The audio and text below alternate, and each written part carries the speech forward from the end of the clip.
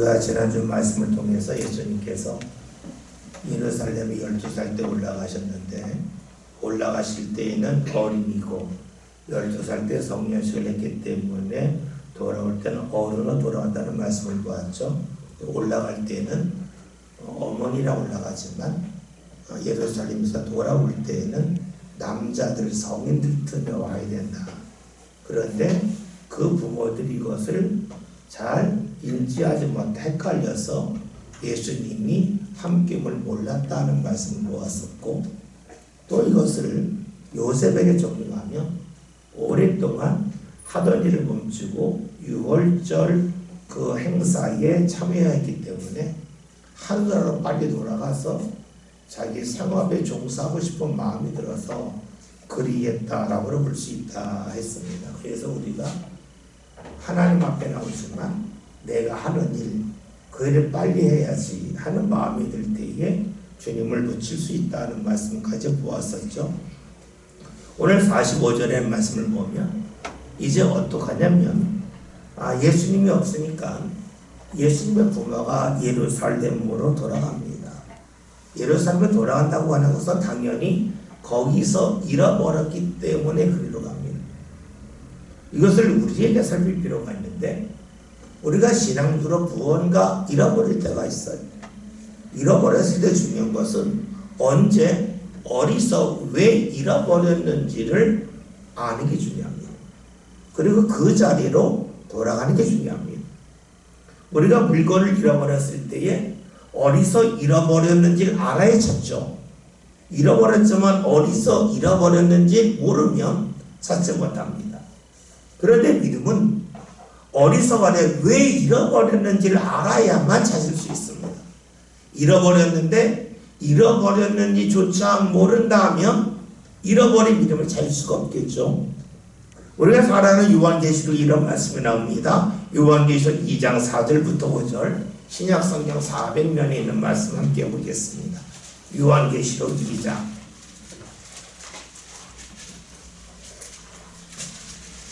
4절 5절, 신약성경 400면. 제가 말씀 4절 읽겠고 여러분은 5절 읽겠습니다. 그러나 너를 책망할 것이 있나니 너의 처음 사랑을 버렸느니라.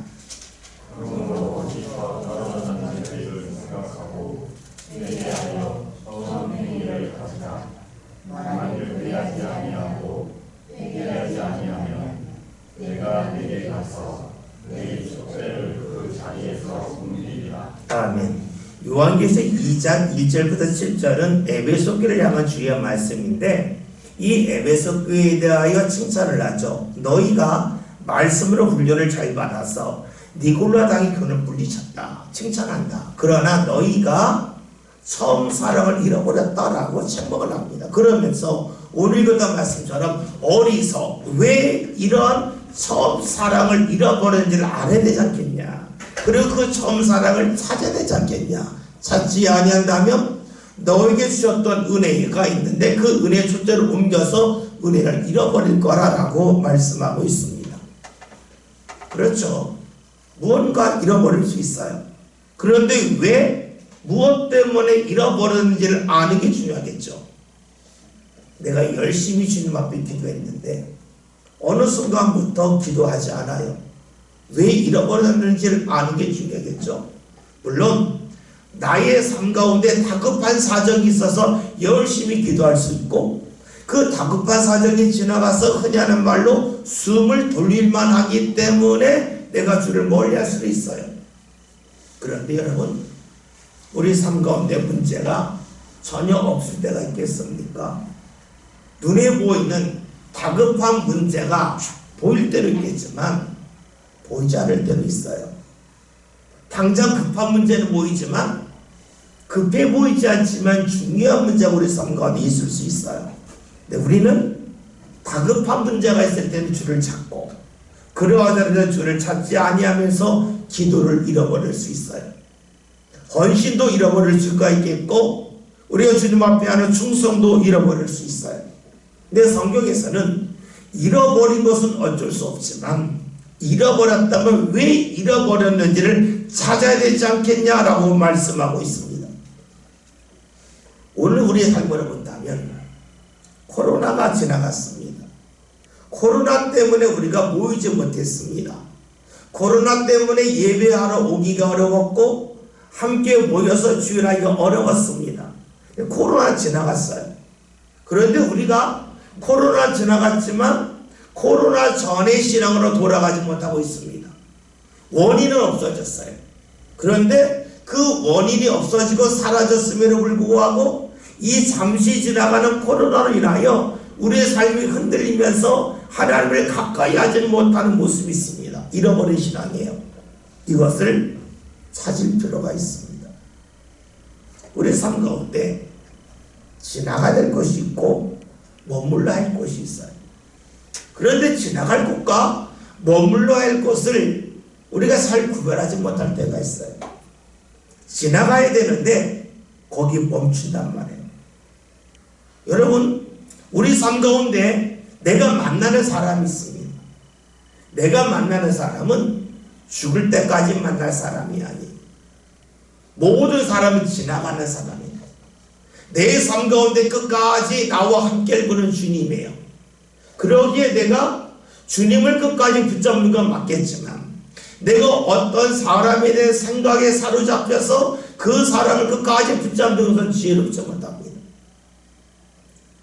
성경에는 이와 유사한 사람이 나옵니다. 함께 찾아볼게요. 창세기 33장 18절부터 20절 구약 성경 52면입니다.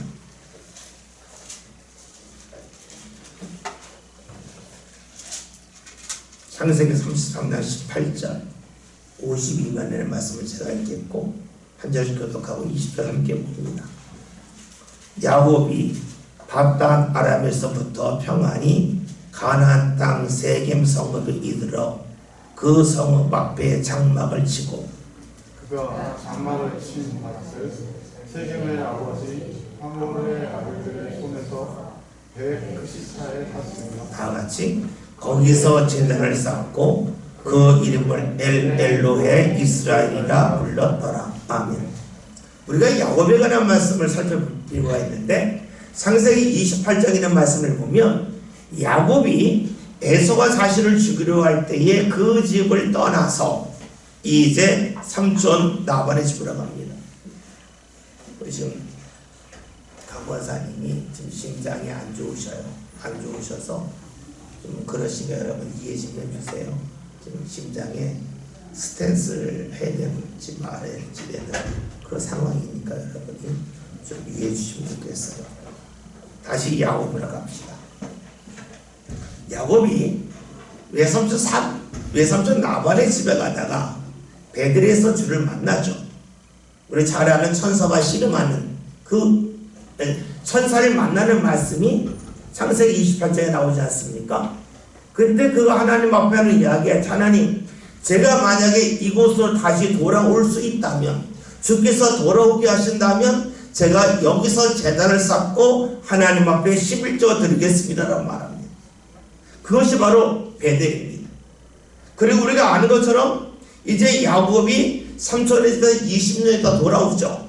그리고 우리가 잘 아는 것처럼 그가 이제 하나님을 만나는 분일에서 하나님을 만나는 일이 나타나게 창세기 32장이에요. 창세기 34장에서는 야곱이 에서를 만납니다. 에서를 만나고 나서 에서 화해하죠. 그리고 에서가 나랑 같이 가자 했더니 아닙니다. 제가 갈 길이 있습니다 하고 에서와 헤어집니다. 그리고 나서 그가 어디로 가야 되냐면 베엘로 가야 돼요. 하나님이 약속하신 곳으로 가야 돼요. 그런데 우리가 좀 아까 읽었던 창세기 33장에는 말씀을 보면 야곱이 베델 바로 옆에 세겜이 있는데 세겜에서 멈추고 땅을 삽니다. 세겜은 지나가야 될 곳이에요. 베델로 가야 돼요. 세겜에 머물러요. 지나가야 되는데 거기 머물러요. 그 다음에 창세기 34장에 유명한 말씀이 나오죠. 야곱의 딸 디나가 세겜에서 강간을 당하는 역사가 나타나요. 그리고 창세기 35장에 하나님께서 야곱에 주시는 말씀이 야, 네가 다시 베델로 올라가라 말씀하세요. 네가 가야 할 곳이 베델이 아니냐. 베델로 올라가라 말씀하시고 야곱이 모든 우상을 다 버리고 베델로 올라갈 때에 하나님께서 죽이는 사람들의 마음에 두려움을 주셔서 추격하지 못하도 가셨다는 말씀이 창세기 35장이에요. 창세기 34장 5장 여기서 주시는 말씀 뭐냐면 창세기 33장에서 야곱이 베델로 가야 되는데 가지 않고 세겜에 머물렀기 때문에 어우름을 당했다는 말씀을 줍니다. 지나가야 할 곳이 있는데 지나가지 않고 거기에 머무를 때에 하나님이 주시는 은혜가 아니라 그 은혜를 가로막는 일이 생긴다고 하는 것이 창세기에 있는 말씀이에요. 그렇죠. 우리 믿음의 사람이 가야 할 길이 있어요. 근데 가로막는 게 있어요. 그 가로막음 때문에 우리가 거기서 머뭇머뭇거리다가 그 자리에 주저앉을 수 있어요. 코로나 때 그랬고요. 그리고 우리가 살아가면서 내가 누군가에 대한 마음이 좋지 않아서 누군가에 대한 원망, 누군가에 대한 불평으로 인하여 내 마음에 그것이 딱 자리 잡아서 하나님 앞에 나가는 것을 가로막을 수가 있어요. 그런데 우리가 신앙생활 하는 뭡니까? 이 세상의 모든 것은 다 지나가는 것이고 내가 정착해야 될 것은 하나님이라고 하는 믿음입니다. 오늘 우리에게 그런 믿음이 필요합니다. 다시 말씀을 돌아가 봅시다. 우리가 예수님을 잃어버린 부모님에 대하여 살펴보면서 우리도 무언가 잃어버릴 수가 있고 또 잃어버림이 있어서 우리의 삶권에 나타날 일 중에 하나가 무엇이냐면 가야 할 곳을 향하여 가지 않고 거기에 머무르고 정착하는 가운데 그럴 수 있다는 말씀을 보았습니다. 우리가 신앙생활 할 때 필요한 것이 무엇일까요? 그것은요, 하나님에게 초점을 맞추는 거예요. 하나님에게 초점을 맞춘다고 하는 것을 달리 말한다면 내가 하나님을 찾지 못할 이유에 관하여 관심을 갖는 게 아니라 내가 하나님을 찾아야 할 이유에 초점을 맞추는 거예요. 그것이 하나님에게 우리의 삶을 맡긴 모습이에요. 우리가 하나님 앞에 나올 때에 나오지 못할 이유를 말한다면 끝이 없어요. 반대로 내가 하나님을 찾아야 될 이유를 찾기 시작하면 그것도 끝이 없어요. 어디에 초점을 맞출까? 내가 하나님을 가까이 하지 못할 이유일까? 하나님을 가까이 될 이유일까? 이것에 따라서 우리가 하나님을 찾을 수 있고 하나님을 멀리할 수 있습니다. 중요한 것은 하나님은 우리에게 은혜를 주시는데 우리의 상황에 맞게 은혜를 주셔요. 내가 준비한 곳에 맞게끔 은혜를 주셔요. 그래서 나는 준비하지 않았는데 하나님의 은혜가 임하길 바란다면 그것은 하나님이 나를 제대로 모르길 원하는 거예요. 하나님이 나를 제대로 알길 원한다면 내가 준비한 곳, 내 마음이 간 곳에 하나님이 은혜를 주시길 소망해야 돼요. 말씀 찾아볼게요. 시편 103편 13절 14절 구약성경 878면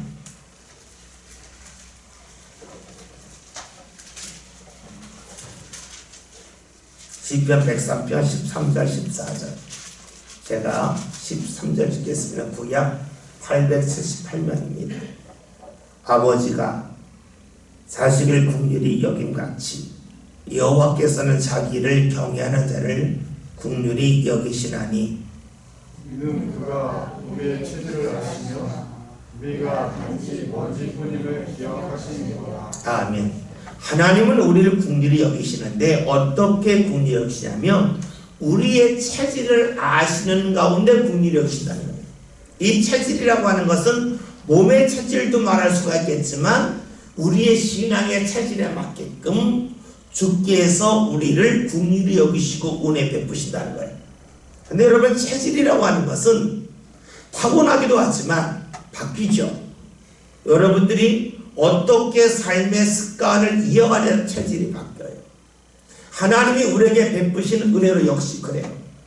내가 하나님을 가까이 하는 삶의 체질을 만들어갈 때에 하나님이 우리에게 거기에 걸맞는 은혜를 주셔요. 그래서 우리가 신앙생활에 필요한 것은 나의 삶 가운데 순간적으로 지나가는 은혜가 임하길 원하는 게 아니라 나의 체질이 바뀌어서 하나님이 주신 은혜가 삶 가운데 쌓이기를 원하는 것이 지혜로운 신앙의 사람입니다. 말씀 46절, 누가복음 2장 46절. 성전에서 만난즉 그가 선생들 중에 앉아서 그들에게 기도하시니. 아멘. 예수님을 부모가 잃어버린 것을 안 지가 하루가 지났어요.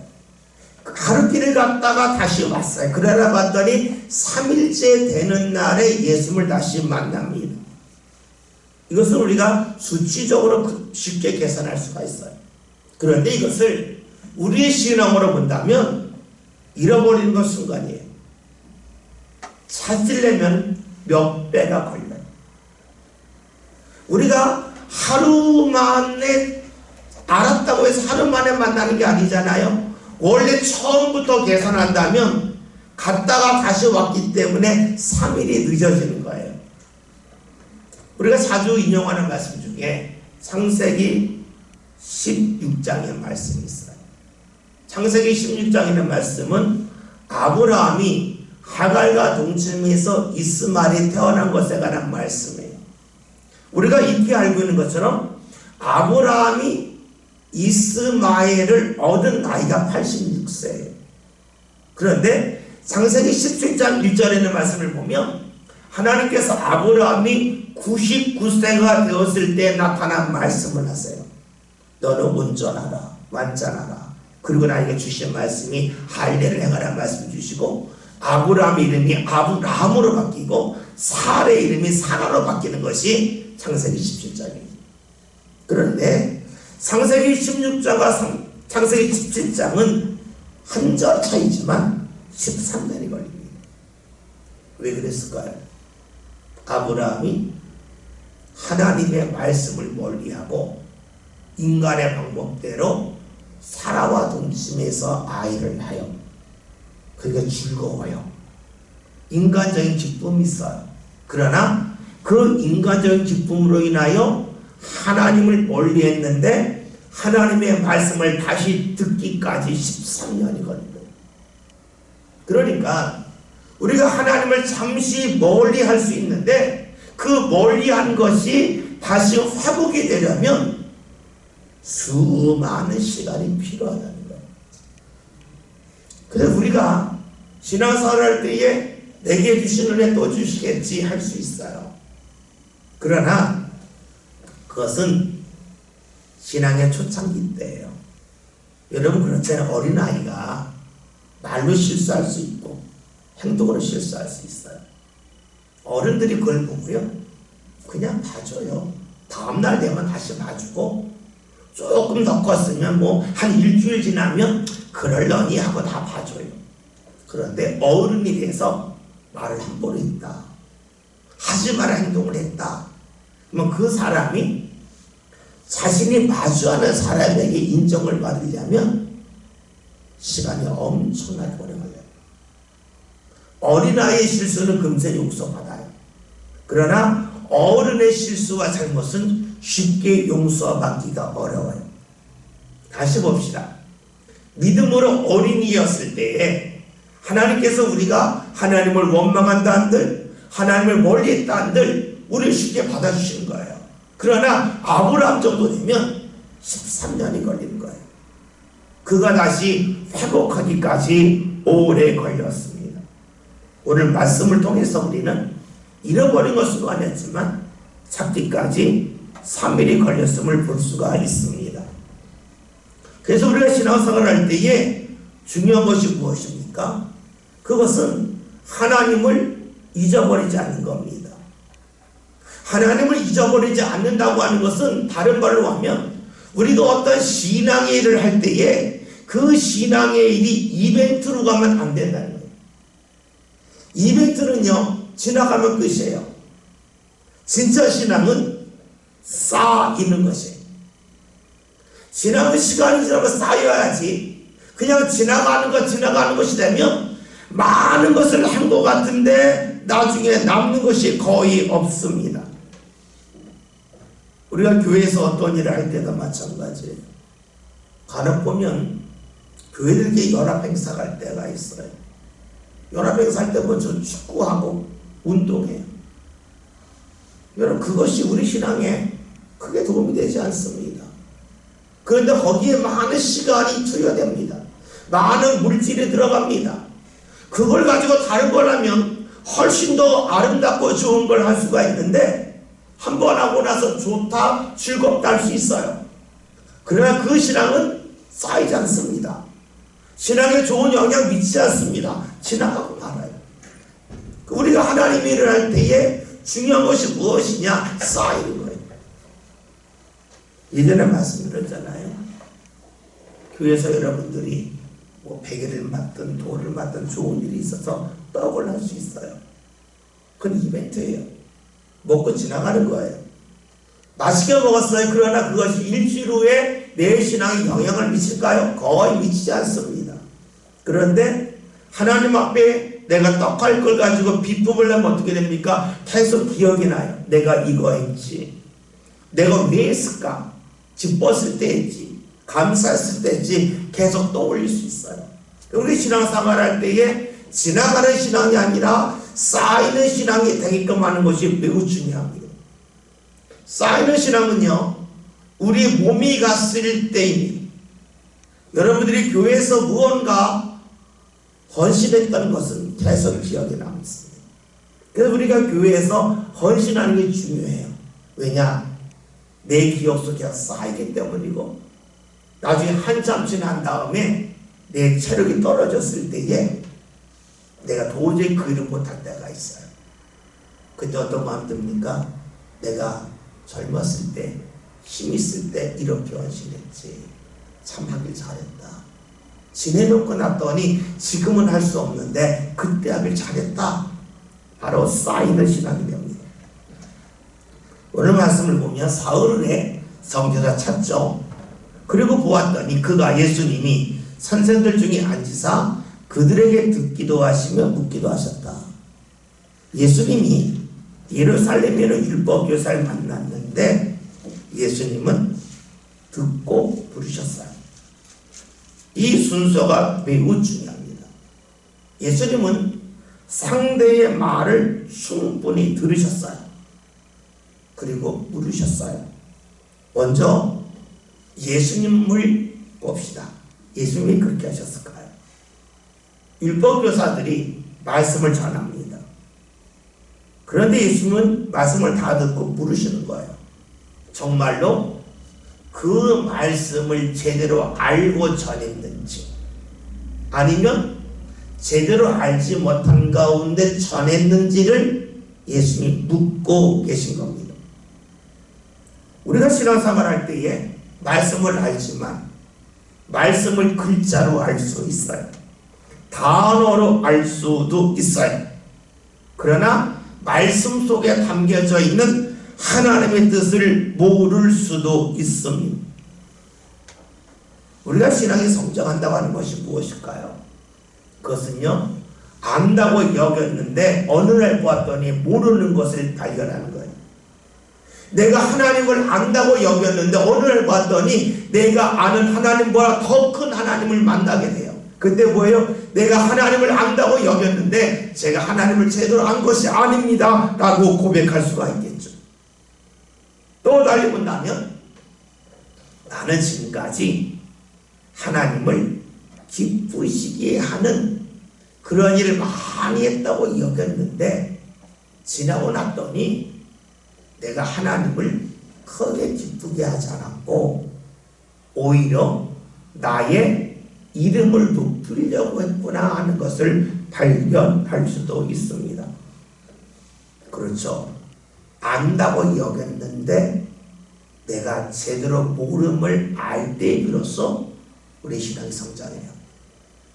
예수님은 당시 율법학자들이 율법교사들의 말씀을 전합니다. 들으십니다. 그 물으시는 거예요.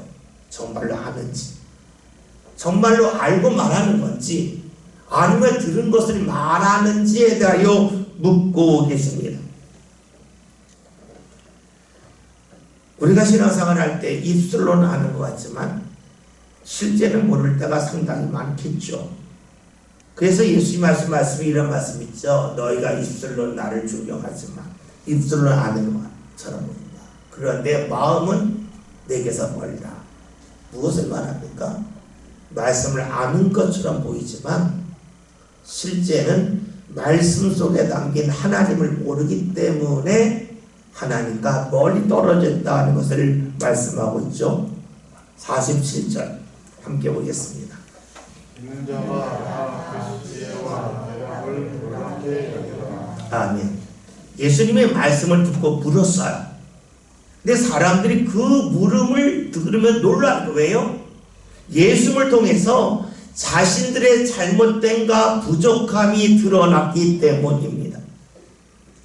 우리가 왜 주님을 만나야 될까 하는 거예요. 주님을 만나기 전에는 내가 옳다고 여기는 거예요. 내 주님을 만나고 났더니 내가 옳지 않음이 드러나는 거예요. 신앙으로 말하면 내가 의인인 줄 알았는데 나 같은 사람만 이 세상에 있다면 이 세상은 아름답고 아주 살기 좋은 세상이 될 거라고 늘 생각하며 살았는데 내가 주님을 만나고 났더니 그런 내가 옳지 아니함을 알게 됩니다. 의인이 아니라 주님을 알게 된다는 거죠. 그래서 이것을 달리 말하면 주님을 만나기 전에 교만했는데 만나고 났더니 겸손해졌다 하는 말씀이 돼요. 이것을 로마서에서 바울은 이렇게 우리에게 말씀을 전해주고 있죠. 로마서 7장 9절 신약성경 248면입니다.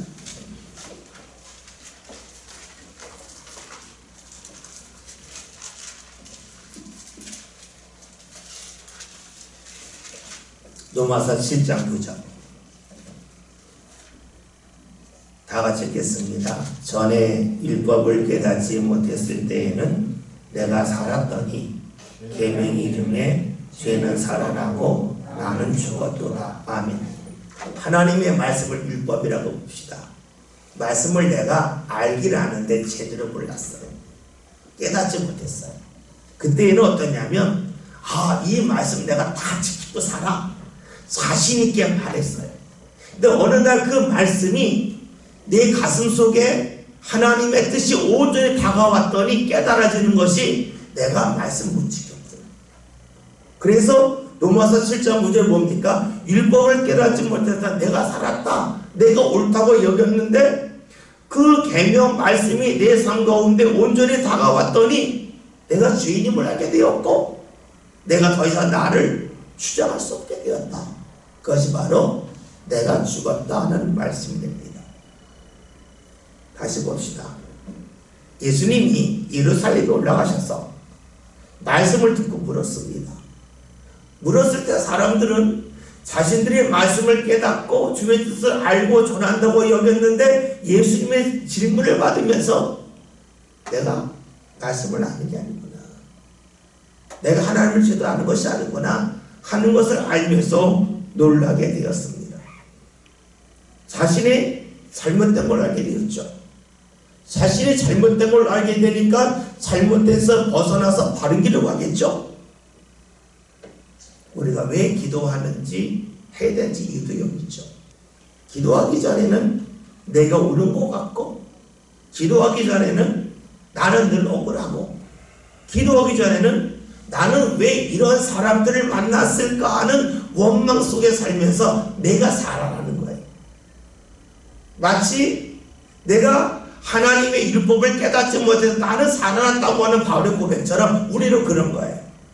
그런데 하나님의 말씀을 깨닫게 되었을 때에 내가 주인이구나 하는 것을 알게 되어 내가 죽었다고 하는 그의 고백이 있는 것처럼 기도해서 주님을 만났을 때에 내가 억울하고 내가 왜 이런 사람을 만났을까가 아니라 내가 왜 이렇게 반응했을까 나 자신을 보게 된다는 것이에요.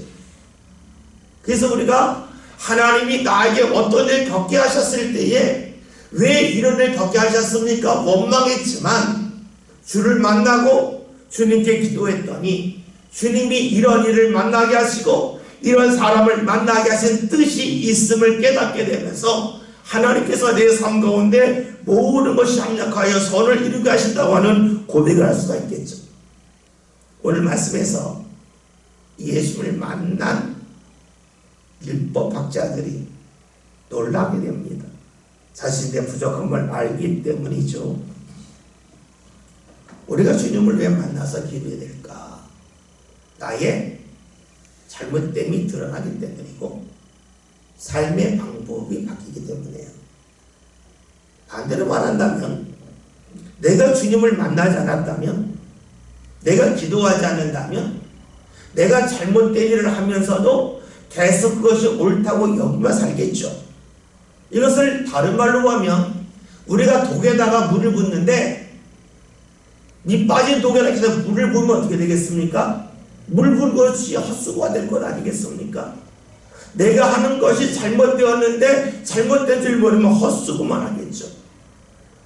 이것에 관한 말씀을 우리가 이렇게 찾아볼 수 있어요. 학계 1장 6절 신약성경 1310명입니다.